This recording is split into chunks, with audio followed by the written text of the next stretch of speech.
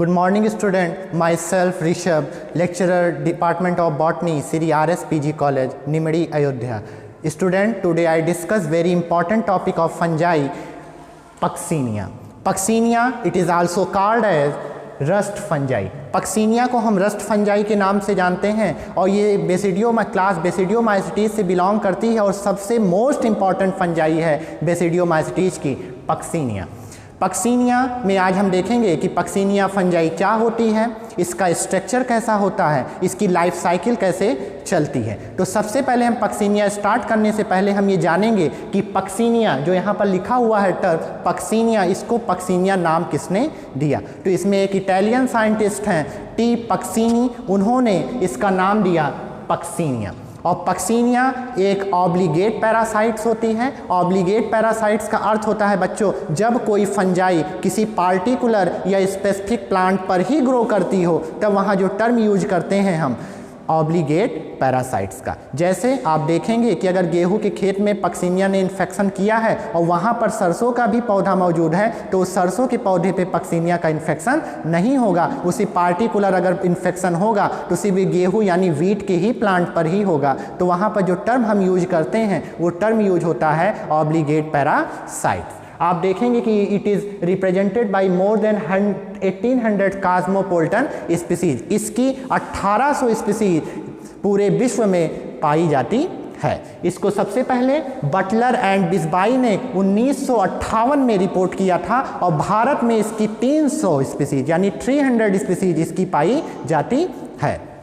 आप फिर देखेंगे in India wheat infected, India में यानी भारत में पक्सीनिया की 3 मेजर स्पीसीज हैं जो वीट प्लांट को यानी वीट प्लांट्स को क्रॉप को इन्फेक्शन करती है, इन्फेक्टेड करती है। जिसमें जो फर्स्ट इसकी स्पीसीज है वो है पक्सीनिया ग्रैमिनिस्टिसाई। पक्सीनिया ग्रैमिनिस्टिसाई जो प्लांट पर ब्लैक रस्ट या स्टेम रेस्ट डिजीज काज करती है। उसी तरह इसकी जो सेकेंड स्पीसीज है पक्सीनिया स्टेरिफॉर्मिस, ये प्लांट पर येलो रस्ट डिजीज काज करती है। और इसकी जो third and last one species है वो पक्सीनिया रिकॉन्डिटा है जो प्लांट और लीफ पर ब्राउन रस्ट डिजीज काज करती है। अभी कुछ ही महीनों पहले पीजीटी का पेपर हुआ, उसमें जो क्वेश्चन आए पक्सीनिया से वो आया था कि येलो रस्ट यानी वीट प्लांट में येलो रस्ट डिजीज कौन सी फंजाई की स्पीसीज करती है, तो वहाँ पर जो क्वेश्चन है स्टेरिफॉर्मिस। इस एग्जाम के पॉइंट ऑफ व्यू से Puccinia it is most important for BSc first semester, MSc, GATE, PGT and TGT and also NET CSIR. आप देखेंगे कि Puccinia obligate parasites, polymorphic, macrocyclic and heteroecious rust fungi. यानी Puccinia जो obligate parasites है, obligate माने आपने जैसे अभी हमने पीछे बताया कि ऑब्लिगेट पैरासाइट किसी स्पेसिफिक प्लांट पर ही ग्रो करती है, दूसरे प्लांट पर ग्रो नहीं करती। पॉलीमॉर्फिक माने होता है बच्चों यहाँ 2 टाइप्स के माइसीलियम पाए जाते हैं, एक मोनोकैरियोटिक होता है और दूसरा डाइकैरियोटिक होता है। मोनोकैरियोटिक का टर्म यूज करते हैं जब किसी माइसीलियम में सिंगल न्यूक्लियस प्रेजेंट हो तो वहाँ पर यूज होगा टर्म मोनोकैरियोटिक। जब किसी माइसीलियम में डबल न्यूक्लियस प्रेजेंट हो तो वहाँ टर्म यूज होता है डाइकैरियोटिक। मैक्रोसाइक्लिक, मैक्रोसाइक्लिक माने बच्चों इसकी जो साइकिल होती है वो छोटी ना होकर ब्रॉड होती है, बड़ी होती है यानी हेट्रोसियस होती है। यानी यहाँ पर इसकी लाइफ साइकिल को रन करने के लिए 2 होस्ट की ज़रूरत होती है, एक इसका प्राइमरी होस्ट होता है, दूसरा इसका सेकेंडरी होस्ट होता है। और इसको सबसे पहले परसून ने 1797 में इसको रिपोर्ट किया था। उसके बाद हम इसके स्ट्रक्चर पे आते हैं कि पक्सीनिया का स्ट्रक्चर कैसा होता है यानी इसका माइसीलियम कैसा होता है। तो आप देखेंगे कि mycelium are intracellular, or intracellular. इसका जो माइसीलियम होता है वो इंटरसेलुलर होता है और इंट्रासेलुलर होता है। अब बात आती है कि इंटरसेलुलर और इंट्रासेलुलर में, इंट्रासेलुलर जब 2 सेलों के बीच में माइसीलियम ग्रो करता है तो उसे हम इंटरसेलुलर बोलते हैं। और जब किसी पार्टिकुलर सेल्स के अंदर माइसीलियम ग्रो करता है और वहाँ हास्टोरिया के माध्यम से फूड को एब्जॉर्ब करता है तब वहाँ उस टर्म यूज होता है इंट्रासेलुलर। कौन सा टर्म यूज होगा? इंट्रासेलुलर। और इसका जो माइसीलियम होता है वो सेप्टेट होता है, जैसे हमने डायग्राम में यहाँ मेंशन किया हुआ है। ये एक डाइकैरियोटिक माइसीलियम है। इसमें देखिए बीच बीच में ये लाइनिंग है जिसे हम सेप्टा बोलते हैं। और ये बेसिडियोमाइसिटीज की क्लास में सबसे मोस्ट इंपॉर्टेंट जो फीचर्स है इसका सेप्टेशन होता है, यानी इसमें एक जो सेप्टा पाया जाता है उसे डोलीपोर सेप्टम कहते हैं। डोलीपोर का अर्थ होता है कि इसके सेप्टम में स्मॉल पोर प्रेजेंट होता है। क्या प्रेजेंट होता है? स्मॉल पोर प्रेजेंट होता है। ये बेसिडियोमाइसीटीज का कैरेक्टरिस्टिक्स फीचर्स है। उसके बाद इसका जो माइसीलियम होता है वो ब्रांच्ड होता है, यानी इसका माइसीलियम 2 भागों में बटा होता है, और जो 2 पार्ट्स में डिवाइड होगा माइसीलियम, उसमें एक इसका प्राइमरी माइसीलियम होगा, दूसरा इसका सेकेंडरी माइसीलियम होगा। जो इसका फिर इसमें 2 टाइप्स के जो पक्सीनिया है, उसमें ये अपनी लाइफ साइकिल को, जैसे हमने बताया कि ये हेट्रोसियस है, इसकी लाइफ साइकिल कंप्लीट होने के लिए 2 होस्ट की ज़रूरत होती है, यानी ये फंजाई आटोसियस नहीं है। आटोसियस आप ज़्यादातर फंजाई जो होती हैं वो आटोसियस होती हैं, यानी वो अपनी लाइफ साइकिल को सिंगल होस्ट में कंप्लीट करती हैं, पर पक्सीनिया एक यूनिक फंजाई है और सबसे मोस्ट इंपॉर्टेंट फंजाई है और इंटरेस्टिंग फंजाई है, इसलिए इसमें 2 होस्ट की ज़रूरत होती है। एक इसका प्राइमरी होस्ट होता है, दूसरा इसका सेकेंडरी होस्ट होता है। अब हम इसकी लाइफ साइकिल पर आते हैं और इसकी लाइफ साइकिल पे देखेंगे कि इसमें 2 होस्ट की ज़रूरत होती है, यानी पक्सीनिया अपनी लाइफ साइकिल को 2 होस्ट में कंप्लीट करती है। इसका जो प्राइमरी होस्ट होता है वो वीट होता है। इसका जो प्राइमरी होस्ट होगा वो वीट होगा, और वीट का बॉटनिकल नेम है ट्रिटिकम एस्टिवम। वीट को हम ट्रिटिकम एस्टिवम के नाम से जानते हैं, इसका वनस्पति नेम है। और जो इसका सेकेंडरी होस्ट है वो बारबेरी है, और बारबेरी को हम बॉटनिकल नेम से बारबेरिस वल्गेरिस कहते हैं। इसमें सबसे मोस्ट इंपॉर्टेंट वाली जो बात है वो ये है कि जो इसके 2 होस्ट होते हैं, एक इसका टेरेस्ट्रियल रीजन यानी एक क्रॉप प्लांट है जैसे वीट हो गया, और जो इसका सेकेंडरी होस्ट है वो बारबेरिस है, वो वाइल्ड स्पीसीज है। वाइल्ड स्पीसीज माने वो हिल एरियाज में पाई जाती हैं, और जो वीट प्लांट्स हैं ये इसके टेरेस्ट्रियल रीजन पर पाए जाते हैं। और इसकी जो स्टेजेस हैं, इसकी लाइफ साइकिल में 5 स्टेजेस पाई जाती हैं, जो सबसे मोस्ट इंटरेस्टिंग टॉपिक है इस पार्ट का, कि इसमें 5 टाइप की स्टेजेस पाई जाएंगी। यानी जो पक्सीनिया है वो अपनी लाइफ साइकिल को 5 स्टेज में कंप्लीट करता है, यानी इसका कुछ स्टेज इसके प्राइमरी होस्ट में चलता है और इसकी कुछ स्टेज इसकी सेकेंडरी होस्ट में चलती है। प्राइमरी होस्ट में जो इसका यानी प्राइमरी होस्ट यानी जो वीट प्लांट्स होता है, इसमें 3 स्पोर स्टेजेस होती हैं। इसमें first spore stages uredospore stage, second इसका टेलिटोस्पोर स्टेज, एंड थर्ड इसका जो होता है वो बेसिडियोस्पोर स्टेज होता है। ये 3 स्टेजेस इसके प्राइमरी होस्ट यानी वीट में चलता है, यानी ट्रिटिकम एस्टिवम में। और इसकी जो 2 होस्ट है, सेकेंडरी होस्ट है यानी बारबेरिस वल्गेरिस, इसमें 2 स्टेजेस चलती हैं, एक पिक्नेडियोस्पोर स्टेज और दूसरा एसियोस्पोर स्टेज। यानी आप देखेंगे कि 5 स्टेजेस जब रन होती है तब पक्सीनिया की लाइफ साइकिल कंप्लीट होती है। हम आते हैं इस डायग्राम में, आप डायग्राम पे देखेंगे कि ये एक इन्फेक्टेड वीट प्लांट्स है, ये लीफ ली गई है। अगर इसका हम टीएस सेक्शन काटेंगे तो टीएस सेक्शन काटने के बाद आप इसमें देखेंगे कि ये एपिडर्मिस को रप्चर्ड करते हुए जो इसका डाइकैरियोटिक माइसीलियम है ये बाहर आता है। ये जो लीफ है ये इन्फेक्टेड है वीट से, यानी इस पे ब्राउनिश कलर के आपको स्पॉट नज़र आएंगे। और जब हम इसका टीएस सेक्शन काट रहे हैं तो टीएस सेक्शन काटने के बाद इस पे जो ये ब्राउनिश स्पोर है इसको हम यूरोडोसोराई के नाम से जानते हैं। और जब इसका टीएस सेक्शन हम काटेंगे तो आप देखेंगे कि जो इसकी एपिडर्मिस है ये रप्चर्ड करते हुए जो इसका डाइकैरियोटिक माइसीलियम है ये इरेक्ट ब्रांच एक ओवल स्ट्रक्चर का फॉर्मेशन करता है, जिसे हम बोलते हैं यूरोडोस्पोर। इसका लीफ का सेक्शन अगर हम देखेंगे तो इसकी लीफ पर देखिए ब्राउनिश स्पॉट है जो इन्फेक्टेड है पक्सीनिया ग्रैमिनिस ट्रिटिसाई से। जब इसका हम टीएस सेक्शन काटेंगे तो टीएस सेक्शन काटने के बाद हमें कुछ ऐसा स्ट्रक्चर नज़र आता है, यानी कि जो इसके अंदर डाइकैरियोटिक माइसीलियम है ये एपिडर्मिस को रप्चर्ड कर देती है, और एपिडर्मिस को रप्चर्ड करने के बाद इसकी इरेक्ट ब्रांच बाहर आती हैं, और बाहर आने के बाद एक ओवल शेप्ड, ये देखिए ओवल शेप्ड यूनिसेल्ड, ओवल शेप्ड यूनिसेल्ड, यानी यहाँ जो सेल्स होंगी वो सिंगल सेल्स होती हैं और बाई न्यूक्लिएट होती है। बाई न्यूक्लिएट का अर्थ होता है जब किसी सेल्स में डबल न्यूक्लियस प्रेजेंट हो, और इसमें 4 टाइप के जर्मपोर प्रेजेंट होते हैं। जर्मपोर यानी जैसे ये यूरोडोस्पोर है, इसमें एक इधर इस साइड जर्मपोर रहेगा, एक इसके इस साइड रहेगा, एक इस साइड रहेगा और एक इसके पीछे रहेगा, यानी 4 जर्मपोर पाए जाते हैं। और इसमें इसके अंदर जो न्यूक्लियस होते हैं उनकी जो संख्या होती है वो डबल होती है, यानी यहाँ पर इसे बाई न्यूक्लिएट बोल सकते हैं, यूनिसेल्ड बोल सकते हैं, यानी जो इसकी सेल्स होती हैं वो यूनिसेल्ड की होती हैं, यानी एक सेल्स पाई जाती हैं। और इस यूरोडोस्पोर में जो लेयर्स होती हैं वो 2 टाइप्स की लेयर पाई जाती हैं। इसकी जो आउटर लेयर है उसको हम एक्साइन बोलेंगे, जो इसकी इनर लेयर है उसे हम इंटाइन बोलेंगे। जो इसकी आउटर लेयर होती है वो स्पाइनी होती है, यानी उस पर स्पाइन प्रेजेंट होते हैं, और ये 2 सेल्ड बाई न्यूक्लिएट होती है, यूनिसेल्ड बाई न्यूक्लिएट्स होती है। यानी यहाँ पर जो न्यूक्लियस आप देखिए एक ये न्यूक्लियस है और एक ये न्यूक्लियस है। और इसके किनारे, इसके दोनों तरफ जर्म पोर प्रेजेंट है। इस जर्म पोर से जर्म ट्यूब निकलती है और जो जर्म ट्यूब निकलती है वो डाई कैरियोटिक होती है। जैसे हमने यूज किया, देखिए germ tube dikaryotic mycelium, यानी डाई कैरियोटिक माइसीलियम का फॉर्मेशन होता है। और ये dikaryotic mycelium re again wheat plant को इन्फेक्ट कर सकती है। यानी यूरोडोस्पोर के अंदर ये कैपेबिलिटी होती है कि वो अगेन किसी दूसरे वीट प्लांट को इन्फेक्ट करती है। पर वीट प्लांट को इन्फेक्ट करने के लिए जो इसकी जर्मपोर है, ये किसी वीट प्लांट की लीफ के स्टोमाटा के जरिए अंदर री एंटर करती है। और री एंटर करने के बाद जो यहाँ पर एक वेसल्स का फॉर्मेशन होता है, वो वेसल्स को हम एपोसोरियम कहते हैं। क्या बोलते हैं? एपोसोरियम बोलते हैं, जिससे ये यूरोडोस्पोर का जो फ्लूइड मटेरियल कंटेंट है वो एपोसोरियम में आ जाता है। और यूपोसेरियम एक सेप्टे का फॉर्मेशन करती है, यानी एक सेप्टेशन का फॉर्मेशन करती है, जो इसके सेकेंडरी स्टोमाटल रीजन पर पहुंचकर एक डाई कैरियोटिक माइसीलियम का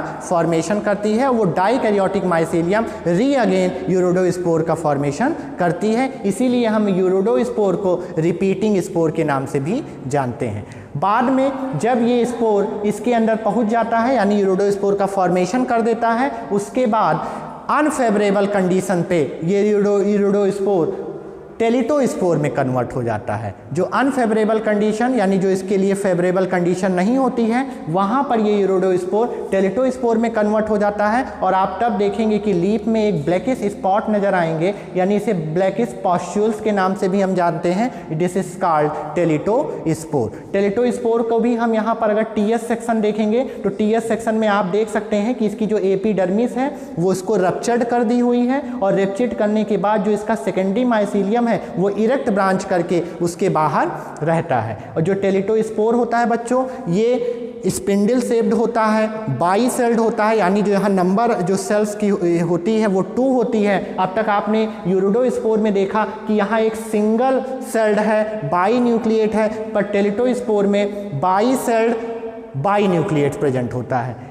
और ये सेम इसी तरह यूरोडोस्पोर के जैसे ही प्लांट की एपिडर्मिस को रप्चर्ड करके बाहर आ जाती है। अनफेवरेबल कंडीशन पे जो टेलिटोस्पोर होता है वो सॉइल पर पहुंच जाता है, यानी सॉइल पर मौजूद होता है। और यहाँ पर आप देखेंगे कि जो टेलिटोस्पोर है इस बाई सेल्ड है, इसमें 2 लेयर्स हैं, यानी एक एग्जाइन है, इनर वाली इंटाइन है, और 2 न्यूक्लियस इसमें प्रेजेंट हैं। इन 2 न्यूक्लियस में कैरियोगैमी होता है। कैरियोगैमी माने जब न्यूक्लियस का फ्यूजन होगा तब यहाँ जो टर्म यूज करेंगे हम उसे बोलेंगे कैरियोगैमी। इसके टेलिटोस्पोर के ऊपर एक स्मॉल पोर प्रेजेंट होता है, जिससे जर्म ट्यूब का फॉर्मेशन होता है। हाँ बच्चों, पर टेलिटोस्पोर के अंदर ऐसी कैपेसिटी नहीं होती है कि वो अगेन वीट प्लांट को इन्फेक्ट कर सके। ये सिर्फ यूरोडोस्पोर ही कर सकता है, यानी यूरोडोस्पोर इसीलिए इसको हम रिपीटिंग स्पोर इसीलिए बोलते हैं क्योंकि ये अगेन वीट प्लांट को इन्फेक्ट करता है। पर टेलिटोस्पोर अगेन वीट प्लांट को इन्फेक्ट नहीं करता, इसीलिए इसे हम सॉइल स्पोर के नाम से भी जानते हैं, क्योंकि ये सॉइल में प्रेजेंट रहता है। और जैसे ही फेवरेबल कंडीशन आती है,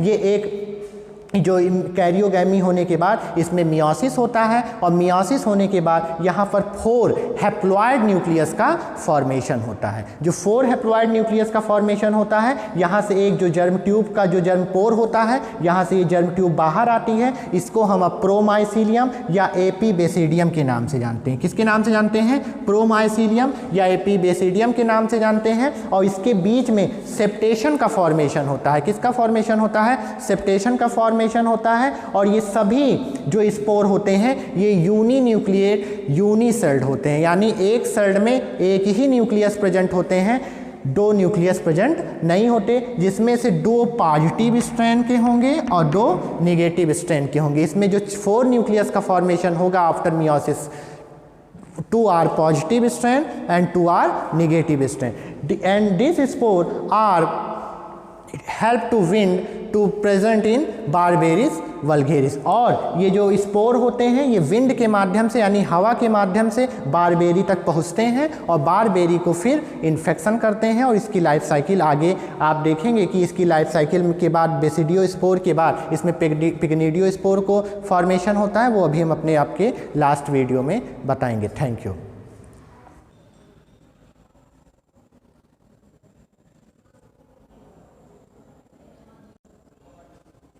अब तक हमने प्राइमरी होस्ट के बारे में वीट का देखा था, पक्सिनिया ग्रामिनीस ट्रिटिसाई, जैसे इसकी लाइफ साइकिल हम चल रही है। इसमें अब तक आपने प्राइमरी होस्ट यानी वीट को देखा। अब इसकी जो सेकेंडरी होस्ट है यानी अल्टरनेटिव होस्ट है, वो इसकी अल्टरनेटिव होस्ट बारबेरिस वल्गेरिस में चलती है। इसमें 2 टाइप्स के स्पोर का फॉर्मेशन होता है, यानी 2 स्पोर स्टेजेस आती हैं। इसकी 4th स्टेजेस हैं जिसे पिक्नीडियल स्टेज बोलेंगे, और इसकी 5 एंड लास्ट स्टेजेस जो है उसे एसिडियल स्टेज या एसिडियल स्टेज या जिसे हम एसियल स्टेज बोलते हैं, जिसमें पिक्नीडियल स्टेज में पिक्नीडियो स्पोर का फॉर्मेशन होता है और एसिडियल स्टेज में एसिडियो स्पोर का फॉर्मेशन होता है। अब हम इसकी साइकिल्स पर आते हैं। हम देखते हैं कि अब तक हमने देखा था कि बेसिडियो स्पोर जिसमें 4 टाइप के स्पोर बनते हैं, 2 positive and 2 negative. Both spore are uninucleate haploid and 2 different type of strain, यानी 2 अलग अलग स्ट्रेन के रहेंगे, यानी 2 पॉजिटिव रहता है और 2 निगेटिव रहता है। हमने बताया था कि जो बारबेरिस प्लांट को जो इन्फेक्टेड स्पोर करेगा, जो बारबेरिस प्लांट को इन्फेक्ट करेगा, यानी वो स्पोर होगा आपका बेसिडियो स्पोर। यानी जो बेसिडियो स्पोर हैं वो विंड के माध्यम से हिल एरियाज में जाएगा और वहाँ पर जो वाइल्ड स्पीसीज है इसकी, यानी अल्टरनेटिव होस्ट जो पक्सिनिया ग्रामिनीस ट्रिटिसाई की है वो है बारबेरिस वल्गेरिस, और उसकी लीफ को जाकर ये इन्फेक्ट करेगा। आप देख सकते हैं ये पक्सिनिया का जो स्पोर बेसिडियो स्पोर बना, वो बेसिडियो स्पोर ये बारबेरिस प्लांट का ये लीफ है। इस लीफ पर देखिए स्पॉट पड़ा हुआ है, इन्फेक्टेड है किससे? बेसिडियो स्पोर से है। और अगर इसका हम टीएस सेक्शन काटेंगे तो टीएस सेक्शन काटने के बाद हमें कुछ ऐसा स्ट्रक्चर देखने को मिलेगा, जिसमें आप देख रहे हैं इसकी ये अपर एपिडर्मिस, ये लोअर एपिडर्मिस, और इसके बीच में आप देख लीजिए स्पॉन्जी सेल्स प्रेजेंट हैं, और इसके ऊपर पैरेन्काइमेटस सेल्स प्रेजेंट हैं।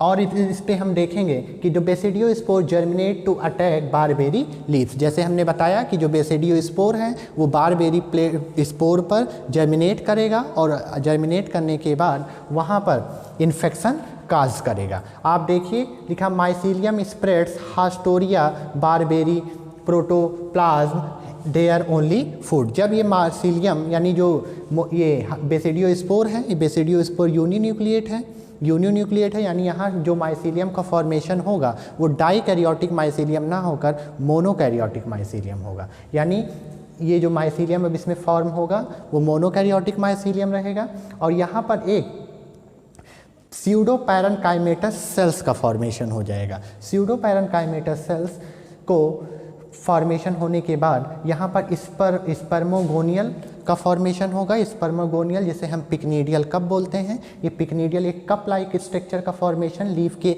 अपर सरफेस पर होता है, और कप लाइक स्ट्रक्चर जो आप देख रहे हैं इसमें स्मॉल हेयर लाइक स्ट्रक्चर जो प्रेजेंट है इसको हम बोलते हैं रिसेप्टिव हाइफा।